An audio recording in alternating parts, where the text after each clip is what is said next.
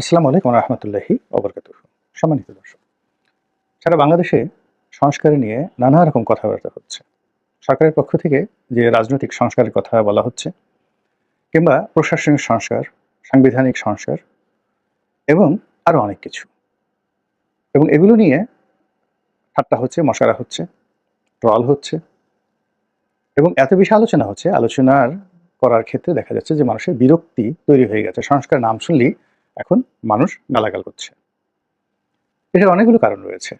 প্রধানতম কারণ হলো যে ডক্টর মোহাম্মদ ইউনূস সরকার যে সফলতা দেখানোর কথা ছিল বা তার নিকট যে সফলতার আশা করেছিলেন আমাদের দেশের সাধারণ জনগণ, সেই সফলতা তো দূরের কথা। ব্যর্থতার এত বড়, বড় হিমালয় তৈরি হয়ে গেছে যে এই ভদ্রলোক এবং তার যারা সহযোগী রয়েছেন, তাদের দৈনন্দিন যে কর্মকাণ্ড, সেই কর্মকাণ্ডের প্রতি মানুষের বিশ্বাস স্থাপন কঠিন হয়ে যাচ্ছে।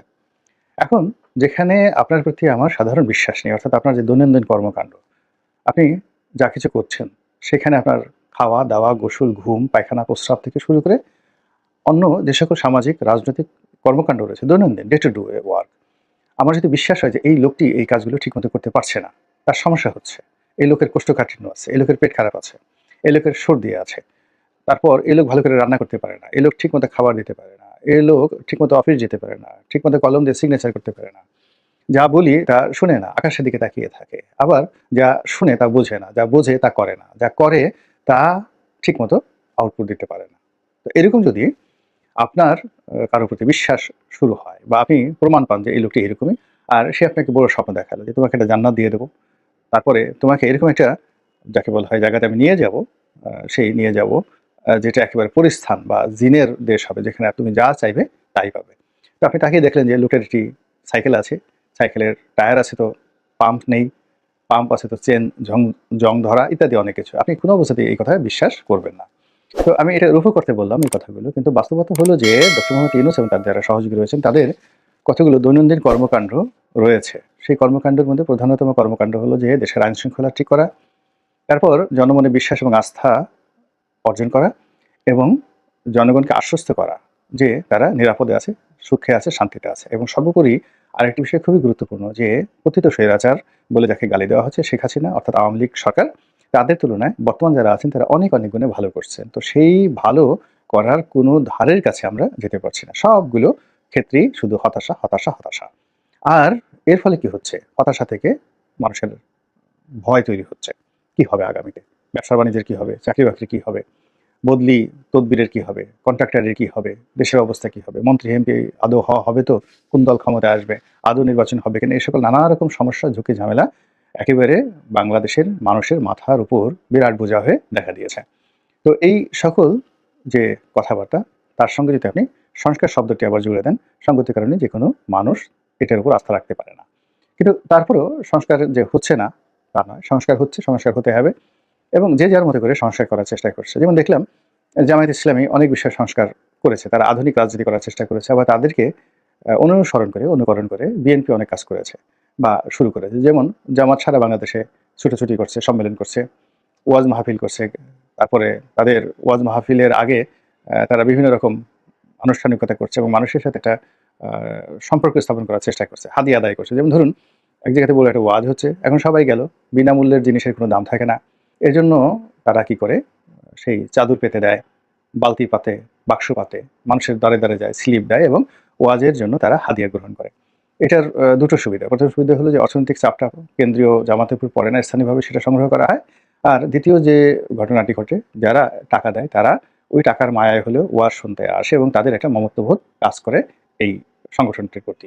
তো এই কাজটি আবার বিএনপি শুরু করেছে। এখন বিএনপি হয়তো ওইভাবে হাদিয়া তুলতে পারছে না।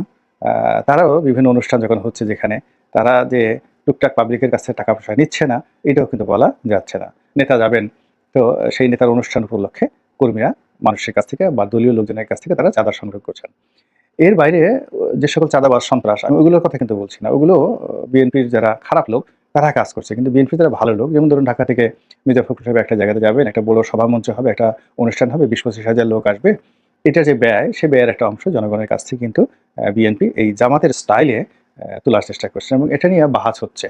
তো জামাত যখন এটাকে চাঁদাবাজি বলার চেষ্টা করছে ঢালাওভাবে, তখন মির্জা আব্বাসের মতো মানুষ বলার চেষ্টা করছেন যে আপনারা যখন কালেকশন করেন তখন সেটা হয়ে যায় হাদিয়া, আর আমরা যখন কালেকশন করি তখন এটাকে চাঁদাবাজি। এখন মির্জা আব্বাস চাঁদাবাজি বলতে ওই যে চাঁদাবাজি যেটা টেম্পো স্টার্টের চাঁদাবাজি কিংবা অস্ত্র ঠেকিয়ে চাঁদাবাজি, জোর জবরদস্তি করে চাঁদাবাজি ওটার কথা বোঝাননি। উনি রাজনৈতিক চাঁদাবাজির কথা বলার চেষ্টা করেছেন, গেল ১। ২ নম্বর হলো যে রাজনৈতিক দলগুলো তাদের অভ্যন্তরীণ অবকাঠামো যেমন শিবির একটা সম্মেলন করেছে, তারপরে সেই সম্মেলনে তাদের নতুন নেতা নির্বাচন করেছে, ছাত্রদলও করতে যাচ্ছে, বিএনপিও করতে যাচ্ছে। তো এই যে যা কিছু হচ্ছে বাংলাদেশে রাজনৈতিক দলগুলোর মধ্যে ভিতরে সংস্কার এবং এই সংস্কার নিয়ে পরস্পরের সাথে প্রতিযোগিতা হচ্ছে। আওয়ামী লীগও কিন্তু এখানে বসে নেই। আওয়ামী লীগ দীর্ঘদিন ধরে তাদের যে সম্মেলন সেই সম্মেলন তারা করছে না। জনাব ওবায়দুল কাদের সাধারণ সম্পাদক আর শেখ হাসিনা দেশের প্রধানমন্ত্রী, অ্যাট দ্য সেম টাইম তিনি দলের সভানেত্রী।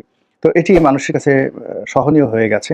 আবার ওবায়দুল কাদেরের যে কথাবার্তা, তার আচার-আচরণ, চাল-চলন সবকিছু মানুষের মধ্যে বিরক্তির কারণ হয়ে গেছে। এজন্য আওয়ামী লীগের মধ্যে দীর্ঘদিন ধরেই একটা দাবি ছিল যে যেকোনো মূল্যে আ সাধারণ সম্পাদক যে পদ, এই পদটিতে পরিবর্তন আনা উচিত। এবং সেই পদে সম্ভাব্য বাহাউদ্দিন নাসিম, জাহাঙ্গীর কবির নানক এ সকল মানুষের নাম, এমনকি মির্জা আজম সাহেবের নামও কিন্তু শোনা গিয়েছিল। কিন্তু শেখ হাসিনা যেকোনো কারণেই হোক না কেন, এই পরিবর্তনটা তিনি করেননি বা এটা হয়নি। মধ্যে ওবায়দুল কাদের সাহেব যখন খুব অসুস্থ হয়ে পড়লেন, পিজি হাসপাতালে তিনি যখন ভর্তি হলেন, একবার তার মৃত্যুর গুজব এলো।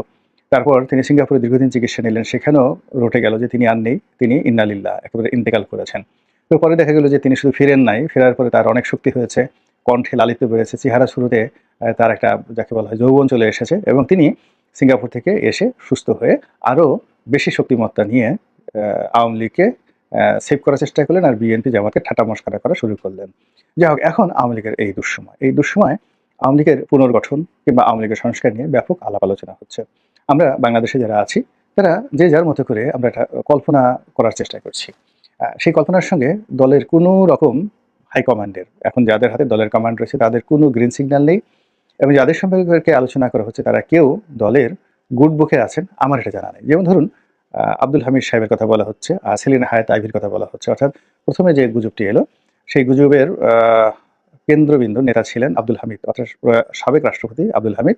তিনি হবেন সভাপতি, অনেকটা জিল্লুর রহমান সাহেবের মতো, আর সেলিনা হায়াৎ আইভী হবেন সেক্রেটারি, অনেকটা সৈয়দ আশরাফ সাহেবের মতো সেই জামানাতে। উভয় ভারপ্রাপ্ত হবেন এবং তারা দলের কর্মকাণ্ড চালাবেন। কিন্তু বাস্তবতা হলো যে এটি আমরা আমাদের মনের মতো করে বলেছি। আব্দুল হামিদ সাহেব জনপ্রিয় ব্যক্তিত্ব, সেলিনা হায়াৎ আইভী জনপ্রিয় ব্যক্তিত্ব, দেশব্যাপী তাদের জনপ্রিয়তা রয়েছে। কিন্তু দলের ইন্টারনাল যে ম্যানেজমেন্ট রয়েছে সেই ম্যানেজমেন্টে এই দুজনের যে সাংগঠনিক ক্ষমতা, গ্রহণযোগ্যতা এটি এই দলের সভাপতি বা সেক্রেটারি হওয়ার পর্যায়ে নেই এবং এই দুজন ব্যক্তি যদি চাইতেন ওই প্রথম সময়টাতে তারা পারতেন। এর কারণ হলো অনেক দুঃসময়ের মধ্যেও এই মানুষগুলো কিন্তু আওয়ামী লীগের পক্ষে কথা বলেছেন এবং তারা এখনো পর্যন্ত বাংলাদেশে সগৌরবে রয়েছেন। কিন্তু আওয়ামী লীগের কেন্দ্রীয় কমান্ড চায়নি তাদেরকে ব্যবহার করার জন্য। অথচ আওয়ামী লীগ যখন ভীষণ রকম অবস্থার মধ্যে পড়েছিলেন ৬০-এর দশকে, তখন আমিনা রহমান একজন ভদ্রমহিলা এসেছিলেন এগিয়ে। আওয়ামী লীগ যখন ৭৫-এর পরে খুব খারাপ অবস্থায় পড়েছিলেন, তখন মিজানুর রহমান চৌধুরী যদি না হতেন, সেই জাতীয় পার্টির প্রধানমন্ত্রী হয়েছিলেন। তিনি বেসিক্যালি আওয়ামী লীগের বাই প্রোডাক্ট। তিনি না হলে আওয়ামী লীগের অস্তিত্ব থাকতো না। তার সঙ্গে জহুরা তাজউদ্দিন যদি না থাকতেন, তার সঙ্গে আব্দুল মালিক উকিল যদি না থাকতেন, সবাই মিলে এই আওয়ামী লীগকে কিন্তু রিভাইভ করিয়েছে। আর যারা পালানোর তারা কিন্তু ঠিকই পালিয়ে গেছে। তো এখন বাংলাদেশে যারা আছে তাদের মধ্যে এই প্রথম যাদেরকে নিয়ে গুজব হয়েছে, সেই গুজবের যারা লোকজন রয়েছে তাদেরকে নিয়ে কথাবার্তা হয়েছে। কিন্তু দলীয় সেন্ট্রাল কমান্ড তাদের সাথে যোগাযোগ করেছেন বা তারা শেখ হাসিনার সঙ্গে যোগাযোগ করেছেন এরকম কোনো তথ্য আমরা কেউ জানি না বা এটা হয়নি। দ্বিতীয় যে বক্তব্য এসেছে জনাব সাবির হোসেন চৌধুরীকে নিয়ে। সাবির হোসেন চৌধুরীকে নিয়ে আলোচনা হয়েছে। তিনি যোগ্য ব্যক্তি, গ্রহণযোগ্য ব্যক্তি। তার পলিটিক্যাল আইডেন্টিটি সম্পর্কে নতুন করে কোনো কিছু বলার দরকার নেই। কিন্তু বাস্তবতা হলো তার সঙ্গে শেখ রেহানার একটা ব্যক্তিগত ভালো সম্পর্ক রয়েছে। কিন্তু শেখ হাসিনার সঙ্গে তার সম্পর্কটা এখন দা-কুমড়ায় পরিণত হয়েছে 111-এর সময়। 111-এর সময় ভারতের ১ নম্বর পছন্দের ব্যক্তি ছিল সাবির হোসেন চৌধুরী এবং তিনি ডিফ্যাক্টো প্রধানমন্ত্রী হিসেবে কাজ করে যাচ্ছিলেন। অর্থাৎ ১/১১ যদি সফল হতো এবং ভারতের মাস্টার প্ল্যান অনুযায়ী যদি প্রজেক্ট হতো তাহলে সাবির হোসেন চৌধুরী শেখ হাসিনার জায়গায় থাকতেন। এটি শেখ হাসিনা জেনে গেছেন এবং জনাব সাবির হোসেন চৌধুরীর সঙ্গে ভারতের যে বৈঠক কিংবা ডিজিএফআইয়ের যে বৈঠকগুলো তার সকল ব্লুপ্রিন্ট শেখ হাসিনাকে সরবরাহ করা হয়েছে। তো কাজেই তার সকল যোগ্যতা থাকা সত্ত্বেও সাবির হোসেন চৌধুরীকে শেখ হাসিনা কখনোই ফ্লোর দেননি। সবার শেষে তিনি একটা মন্ত্রিত্ব দিয়েছিলেন নামকা ওয়াস্তে, এটা মূলত তার উপযুক্ত নয়। তো সেই সাবির হোসেন চৌধুরীকে দিয়েই কিন্তু আমাদের অনেক ভালো কিছু হতে পারত। যেমন ঢাকাকে ২ ভাগ করা হলো। এর কারণ হলো মির্জা আব্বাসের জনপ্রিয়তা, বিএনপির জনপ্রিয়তা ওই মুহূর্তে মোকাবেলা করার মতো শক্তি একমাত্র সাবির হোসেন চৌধুরীর ছিল। আওয়ামী লীগ অন্য কোনো নেতা ঢাকার মেয়র হওয়ার মানে অবিভক্ত ঢাকার মেয়র হওয়ার মতো ইমেজ সম্পন্ন ছিল না। কিন্তু সাবির হোসেন চৌধুরীকে যেহেতু শেখ হাসিনা বানাবেন না, তাই তিনি ঢাকাকে পুরো ২ ভাগে বিভক্ত করলেন। ১। ২ নম্বর হলো যে ওই নির্বাচনটিকে ম্যানিপুলেট করার জন্য শেখ হাসিনা যে চক্রান্ত করেছিলেন বা চেষ্টা করেছিলেন, ওটাও দরকার ছিল না। সাবির হোসেন চৌধুরী প্রার্থী হলে তিনি যদি পরাজিত হতেন, তবুও সেটা একটা ইমেজ তৈরি করত। কিন্তু সেটা তিনি করেননি বা করতে পারেননি। কাজেই সাবির হোসেন চৌধুরীকে নিয়ে আমরা কথা বলছি। কিন্তু বাস্তবতা হলো শেখ হাসিনা তাকে পছন্দ করে না। আরেকজন লোক নিয়ে আমি বলেছিলাম, অন্য কেউ বলছে কিনা জানি না। সেটা হলো হামিম গ্রুপের একে আজাদ সাহেব। তো একে আজাদ সাহেবের সঙ্গে আমার যে রাজনৈতিক প্রতিদ্বন্দ্বিতা ছিল, অর্থাৎ আমি ২০০১ সনে যখন প্রথম এমপি প্রার্থী হিসেবে মাঠে যাই, তখন সেখানে আমার নিকটতম প্রতিদ্বন্দ্বী হিসেবে আমি জনাব একে আজাদকে পাই। উনি সেই যাকে বলা হয় হামিম গ্রুপের মালিক, সমকালের মালিক। যথেষ্ট মেধাবী, যোগ্যতা সম্পন্ন এবং জীবনের সফলতম মানুষ। তার নেতিবাচক কোনো জিনিস আমি দেখিনি। আমি তার পিছনে তার সাথে, তার সামনে সব দিক থেকে আমার সঙ্গে তার প্রতিযোগিতা হয়েছে। আ সেইটাকে কোল্ড ওয়ার বলেন কিংবা সরাসরি তার কর্মীরা আমার কর্মীরা মারামারি করেছে। কিন্তু তারপরেও আমরা দুজনে এক টেবিলে বসেছি। এবং তাকে আমার একজন একেবারে পলিটিক্যাল মানুষ মনে হয়েছে।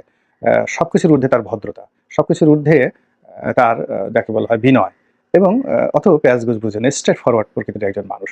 তো এই মানুষটি সেই ২০০১ সনে আমি মনোনয়ন পেলাম, পরবর্তীতে ২০০৯ সনে কিন্তু উনি পাননি। অথচ তার না পাওয়ার কোনো কারণ ছিল না। তিনি আওয়ামী লীগের দুঃসময়ে অনেকেই সাহায্য করেছেন। ফরিদপুর আওয়ামী লীগের উপর তার অনেক যাকে বলে অবদান রয়েছে। শেখ হাসিনাকেও তিনি অনেক টাকা-পয়সা দিয়েছেন। দলের অন্যান্য প্রোগ্রামেও তিনি টাকা-পয়সা দিয়েছেন। এটা সত্য কথা। কিন্তু কেন জানি তাকে শেখ হাসিনা পছন্দ করেন না। কিন্তু তিনি শেখ হাসিনাকে চ্যালেঞ্জ দিয়ে এইবার ফরিদপুরে স্বতন্ত্রভাবে সংসদ সদস্য হয়ে এসেছিলেন সুমনের মতো, ব্যারিস্টার সুমনের মতো। তো আমি ধারণা করেছিলাম যে শেখ হাসিনা তাকে কাছে ডেকে নেবে এবং তাকে সম্মিলিত বিরোধী দলের নেতা করবে। কিন্তু আসলে সেটা হয়নি। এর কারণ হলো শেখ হাসিনার একটা ইগো আছে। একবার যদি কাউকে পছন্দ করেন, তাকে সালমান এফ রহমানের মতো একদম মৃত্যু পর্যন্ত পছন্দ করবেন। আর যদি কাউকে অপছন্দ করেন, তাহলে তাকে সাবির হোসেন চৌধুরীর মতো একেবারে কবর পর্যন্ত তাকে অপছন্দ করতে থাকবেন। তো জনাব একে আজাদ যোগ্যতা থাকা সত্ত্বেও তার সঙ্গে কারো যোগাযোগ হয়েছে আওয়ামী লীগের, এটা আমার জানা নেই। অথচ সাবির হোসেন চৌধুরী এবং একে আজাদ যদি এই মুহূর্তে আসতেন, সেটাও একটা কিন্তু ভালো জুটি হতে পারত। এবং এটি যে প্রেসিডেন্ট সেক্রেটারি হতে হবে, নট লাইক দ্যাট। এই সময় আওয়ামী লীগের যে ফরমেশন, সেই ফরমেশনে সেলিনা হায়াৎ আইভী, আব্দুল হামিদ চৌধুরী বা এই যে একে আজাদ সাহেব, সাবির হোসেন চৌধুরী, এই ৪টি নাম আমি বললাম। এই ৪টি নাম যদি আপনি গ্রহণ করেন, তার সঙ্গে আরো কয়েকজন ব্যক্তি, যেমন ধরেন ব্যারিস্টার মেজর রফিকুল ইসলাম বীর উত্তম, সেই সাবেক স্বরাষ্ট্রমন্ত্রী। মানে এর যে বর্ণাঢ্য রাজনৈতিক জীবন, মিলিটারি লাইফ, কোথাও দুর্নীতি বলে কোনো জিনিস নেই। এলাকাতে প্রচণ্ড জনপ্রিয়। তার ঘোরতর শত্রু তাকে বলতে পারবে না যে তিনি কাউকে আঘাত করেছেন। তো সেই মানুষটিকে ব্যবহার করা যেতে পারে। আবার ওই যে একজন রয়েছেন সুনামগঞ্জের একজন সৎ মানুষ রয়েছেন, মান্নান সাহেব, এম এ মান্নান সাহেব রয়েছেন। তারপর উত্তরবঙ্গে আছেন শহীদুজ্জামান সরকার সাহেব রয়েছেন। এরকম অনেকে আছেন। এমনকি ধরেন সমর রেজাউল করিম মন্ত্রী ছিলেন, দুর্নীতি দমন কমিশন তার বিরুদ্ধে মামলা দিয়েছে। এগুলো প্রশ্ন সাপেক্ষ ব্যাপার। কিন্তু তাদের একটা সামাজিক মর্যাদা রয়েছে, গ্রহণযোগ্যতা রয়েছে এবং অন্তর্নিহিত কতগুলো যোগ্যতা রয়েছে। তিনি সুপ্রিম কোর্ট বার কাউন্সিলের সেক্রেটারি ছিলেন, খুব বড় লয়ার ছিলেন এবং আমার খুব একদম পরিচিত লোক। এবং তিনি প্রতি মাসে লক্ষ নয়, কোটি টাকা ইনকাম করতেন শুধুমাত্র আইন পেশা থেকে। তার আইনের পেশাটা ওই পর্যায়ে তিনি নিয়ে গিয়েছিলেন এবং সেখান থেকে তিনি আওয়ামী লীগের রাজনীতিতে ঢুকেছেন, আওয়ামী লীগের আইন বিষয়ক সম্পাদক হয়েছেন, এমপি হয়েছেন, মন্ত্রী হয়েছেন। আমি তখনই তাকে বলেছিলাম যে, "আপনার সর্বনাশ হয়ে যাচ্ছে। You will lose everything. আপনার সবকিছু হারাবেন।" আমি আমার নিজের উদাহরণ দিয়ে বললাম যে, "দেখুন, আমি যে বিল্ডিংয়ে আমাদের অফিস, সমর রেজাউল করিমের অফিস, আমার অফিস একই বিল্ডিংয়ে। আমরা ৯৭ সনে এখানে এসেছি এবং এই বিল্ডিংয়ে যখন এসেছি, এই বিল্ডিংয়ের সবচেয়ে বড় ব্যবসায়ী ছিলাম আমি। এবং শুধু এই বিল্ডিংয়ের ব্যবসায়ী নয়, আমি যে ব্যবসাগুলো করতাম পুরো বাংলাদেশের ট্রেড অ্যান্ড কমার্সের সেই সেক্টরে আমার একটা সুনাম সুখ্যাতি এবং অবস্থান ছিল। কিন্তু রাজনীতির কবলে পড়ে আমি সবকিছু হারিয়েছি।" এটা আমি সমর রেজাউল করিম সাহেবকে বলছিলাম যে, "আপনার আইন পেশায় আপনি যে বরকত লাভ করেছেন, এটা শেষ হয়ে যাবে এবং আপনি আরো অনেক কিছু হারাবেন।" যাই হোক, তিনি সেটা শুনেননি। তিনি রাজনীতিতে গেছেন, এখন তিনি হয়তো দেশের বাইরে আছেন। বাট এই সমস্ত মানুষ যদি সাহস করে আসেন বা তাদেরকে আনা হয়, খারাপ হবে না। কোনো অবস্থাতে খারাপ হবে না, বরং মাঠে বিএনপি যে রাজনীতি চলছে, এটার সঙ্গে সামঞ্জস্য করে আওয়ামী লীগের যে সকল ভালো মানুষ এখনো আছে, ওই যে রাজশাহীতে দারা আছে, আব্দুল ওদুদ দারা। ওখানে আব্দুল ওদুদ দারা আছেন। তার বাবা এমপি ছিলেন। রিজনেবলি অনেস্ট ভদ্রলোক মানুষ, ইয়াং। রাজশাহীতে সবার বদনাম আছে, কিন্তু এই ভদ্রলোক সম্পর্কে এরকম কোনো বদনাম আমি শুনিনি এবং শেখ হাসিনা একেবারে সর্বশেষ তাকে কিন্তু প্রতিমন্ত্রী হিসেবে বা উপমন্ত্রী হিসেবে তিনি নিয়োগ লাভ করেছেন। তো আমি এই কজনের নাম বললাম। এরকম অন্ততপক্ষে ৫০-৬০ জনের নাম বলা যাবে যারা এই বাংলাদেশে ঘুরতে পারবেন। তাদেরকে হয়তো কেউ গ্রেপ্তার করতে পারবে। কিন্তু ১৫ দিনের মাথায় তারা বের হয়ে আসতে পারবেন এবং জনগণ তাদেরকে গ্রহণ করবে। তারা কথা বলতে পারেন, তাদের সাহস আছে, শক্তি আছে, অর্থ আছে। এরকম ঢাকা শহর, জেলা শহর সব জায়গাতেই জনপ্রিয় আওয়ামী লীগের লোকজন আছে। তো এই আওয়ামী লীগের লোকজনদেরকে দিয়ে একটা রিফর্ম করার চেষ্টা হচ্ছে, আলাপ আলোচনা হচ্ছে। কিন্তু সমস্যা হয়ে গেছে, শেখ হাসিনার বিকল্প কেউ হতে চাচ্ছে না। কেউ হতে চাচ্ছে না। আবার দলের যারা নেতাকর্মী তারা শেখ হাসিনাকে বাদ দিয়ে অন্য কোনো চিন্তাও তারা করতে পারছে না। এক্ষেত্রে যেটা হয় সেটা হলো 111 এর সময় শেখ হাসিনা যেভাবে দায়িত্ব দিয়েছিলেন, সৈয়দ আশরাফকে যেভাবে দায়িত্ব দিয়েছিলেন, আ যাকে বলা হয় জিল্লুর রহমান সাহেবকে, ওইরকম যদি এখন তিনি কিছু করেন তাহলে হয়তো আওয়ামী লীগের পুনর্গঠন করা সম্ভব। আদারওয়াইজ শেখ হাসিনা তার জীবদ্দশায় তার সম্পর্কে যে একটা মিথ অ্যান্ড ম্যাথোলজি তৈরি করে ফেলেছেন আওয়ামী লীগের মধ্যে, তিনি যতদিন জীবিত আছেন সেটা সাইবেরিয়াতে থাকেন কিংবা টেকনাফে থাকেন কিংবা তেঁতুলিয়াতে থাকেন অথবা তিনি আমাজনের জঙ্গলে থাকেন অথবা দিল্লিতে থাকেন, ঘটনা সেমই। তিনি আছেন, তাকে বাদ দিয়ে আওয়ামী লীগের নেতাকর্মীরা অন্য কোনো কিছু চিন্তা করতে পারছে না। আল্লাহ আমাদের সবাইকে হেদায়েত দান করুন এবং হেফাজত করুন। আসসালামু আলাইকুম ওয়া রাহমাতুল্লাহি ওয়া বারাকাতুহু।